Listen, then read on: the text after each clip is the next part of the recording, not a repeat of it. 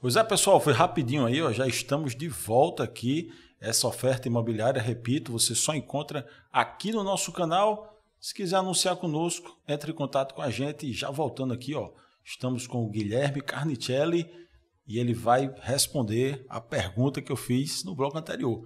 Mercado imobiliário, mercado financeiro, um atrapalha o outro, como é que você vê isso aí, Guilherme? Não, de forma alguma. E, aliás, esse foi um grande erro que eu vi os corretores cometendo durante a pandemia. E eu achava engraçado e até eu dizia, isso é um verdadeiro tiro no pé quando um corretor fazia esse tipo de comparação, porque se você lembrar, durante a pandemia o que a gente teve foi uma queda violenta das bolsas de valores do mundo inteiro, obviamente. Quando você teve um desligamento da máquina econômica no mundo, as empresas todas tiveram essa queda, foi uma queda voraz de bolsa. Enfim, a gente teve, eu lembro de ter... primeiro a gente teve preço de petróleo negativo. É insano, né? Era menos $80 o preço do barril do petróleo. Uhum. Ou seja, os árabes pagavam para você ir tirar o petróleo ali. Então, tudo isso que aconteceu gerou uma instabilidade no mundo financeiro muito grande. E eu via muito corretor indo para a internet falando, tá vendo? Se você tivesse investido em imóveis, você não estava aí preocupado, não estava aí desesperado. Uhum. E isso é de uma ignorância brutal fazer. Porque, no fundo, o ativo imobiliário ele faz parte de uma boa carteira de investimentos, porque ele é um ativo de baixa volatilidade e de proporção de receita, de proporcionar receita recorrente. Uhum. Então, se eu tenho parte dos meus ativos dentro do mercado imobiliário, gerando receita com aluguel, eu consigo ter uma receita recorrente para fazer aportes em papéis de maior volatilidade com uma receita variável. Né? Então, o que o investidor quer, no fundo, é ter volatilidade, obviamente que não nesse nível, né? Haja coração. Para alguns até é bom, tem gente que consegue fazer muito dinheiro nesse momento, né? Mas como diz o Luiz Barsi, você só perde quando você vende. Né? Uhum. Se ela caiu e você não vendeu, você não perdeu nada ainda. Uhum.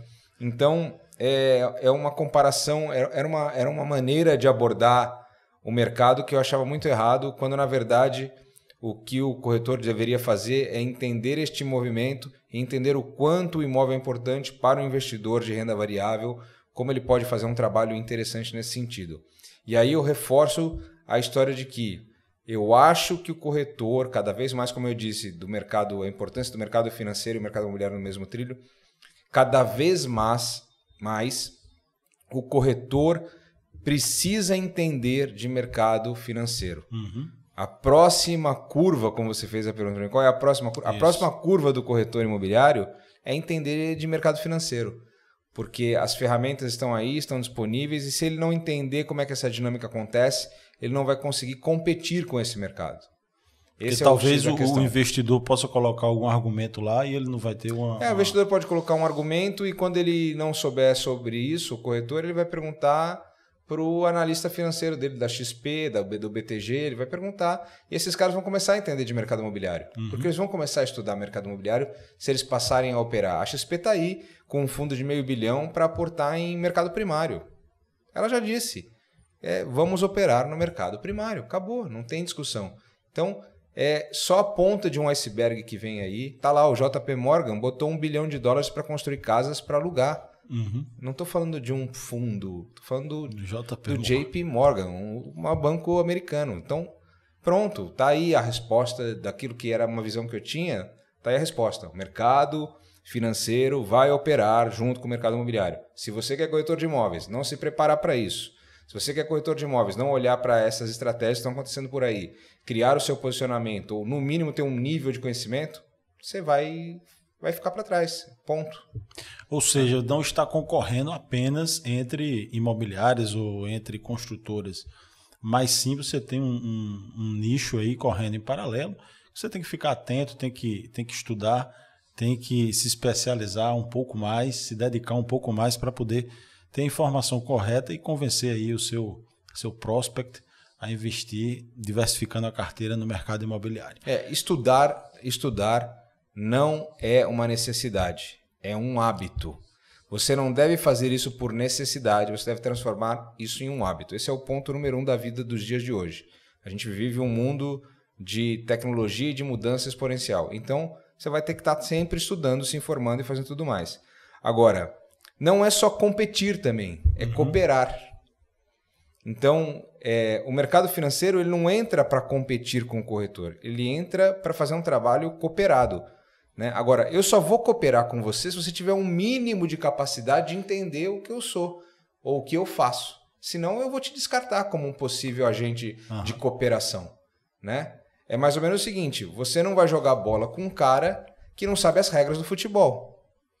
Como é que você vai jogar bola com um cara que você passa a bola para ele e põe a mão na bola? Fica com a mão. Entende? É exatamente isso. Você precisa, no mínimo, entender as regras do jogo para poder ter um ato de cooperação. É isso que o corretor precisa fazer. Show de bola. E dentro desse volume de investimentos, Guilherme, nós que estamos aqui na ponta em João Pessoa, percebemos um grande volume de brasileiros que moram nos Estados Unidos, por exemplo, ou na Europa, e um público como o brasiliense, o paulista, que está querendo se aposentar e começa a adquirir imóveis com maior frequência aqui na cidade de João Pessoa. Vem passar as férias, acaba gostando da cidade, acaba se apaixonando pela cidade e vem esse movimento de querer se aposentar aqui. Como é que você, como especialista imobiliário, olhando de uma forma macro e ao mesmo tempo do macro indo para sendo bem específico, como é que você analisa esse movimento de João Pessoa, já que você conhece o Brasil todo, dá consultoria para muitas construtoras no Brasil todo, o porquê de João Pessoa? Então, eu acabei, como eu falei, eu acabei de sair de um evento antes de vir para cá gravar contigo e eu abordei exatamente esse assunto. Essa sua pergunta foi o tema daquilo que eu conversei com os 80 corretores que participaram do evento.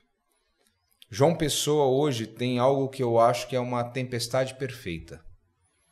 Do ponto de vista de estrutura de cidade, de qualidade de vida, questões de segurança, né? Questões de belezas naturais, enfim, proposta de vida, proposta de ter uma vida melhor, mais saudável, mais tranquila.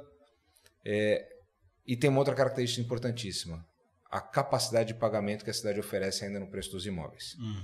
Então eu vou fazer uma correção na tua fala que eu acho que é o seguinte, o comprador de imóvel de uma pessoa não vai ser mais o aposentado.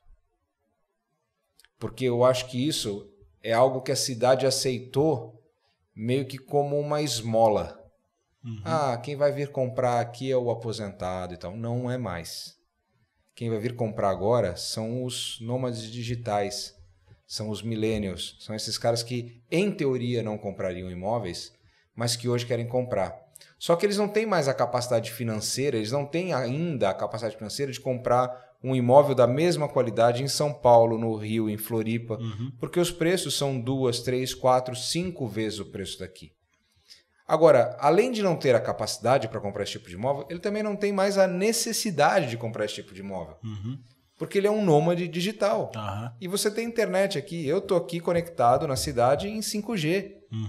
Eu, quando cheguei, desembarquei do avião, falei, uau, olha, a TIM está conectando em 5G aqui. Isso, fomos uma das primeiras cidades. Uma das primeiras cidades. E é impressionante, porque eu fui medir a velocidade, eu estava operando aqui em 190 mega. Então, assim, é o que eu opero em fibra ótica no meu apartamento em Campinas, eu estava operando aqui em 5G. O nômade digital vai buscar esse tipo de infraestrutura para trabalhar. A cidade oferece. Então, não é mais o aposentado vindo comprar, mas é gente que gera a economia de uma outra forma, gera um outro tipo de valor, gera um outro tipo de riqueza, e isso vai melhorar a qualidade do turista, melhorando a qualidade do turista, vai melhorar a qualidade do preço dos imóveis, porque aí você começa a ter vai ter cap para poder fazer locações de melhor qualidade, enfim, tem uma outra dinâmica econômica aí. Nômades digitais, pessoal, para quem não conhece, são aqueles profissionais que conseguem trabalhar a longa distância, não necessariamente na cidade onde a empresa está alocada, através aí da internet. E agora nós vamos para o próximo bloco, mas antes vou deixar uma pergunta para você, Guilherme. Do ponto de vista de tecnologia e de inovação, os nossos produtos imobiliários em relação ao Brasil e o que é que você vê de mais moderno aí que a gente precisa ou pode aplicar aqui, beleza? E agora você confere as nossas ofertas exclusivas aqui no nosso canal Só vai ter aqui. Condomínio fechado Tambaba Country Club Resort. O maior condomínio no litoral sul da Paraíba. Lotes a partir de 450 metros quadrados. Com prestações a partir de R$ 490 mensais. Ligue agora, 839-8824-0103.